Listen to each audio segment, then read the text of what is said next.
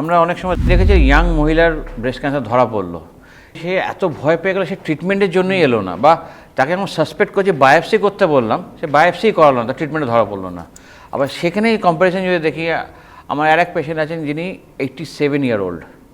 অনেকে মনে করেন 87, আমি কত 87 অবধি পৌঁছবো সেটা ব্যাপার।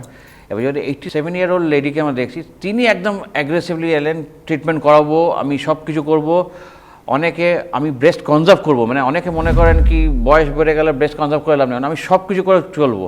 মানে সেই পেশেন্ট 87 ইয়ার ওল্ডে অপারেট হয়ে তার আজকে 92 বছর হয়ে গেছে। তো মানসিক দৃঢ়তা না থাকলে এই ট্রিটমেন্টটা কন্টিনিউ করা বা ডিফল্টটা মেন আমাদের ভারতবর্ষে কী হয়, আমরা ট্রিটমেন্ট তো স্টার্ট করে দিই, তারপর হচ্ছে ডিফল্টটা মানে কি আমরা ফেল আপ।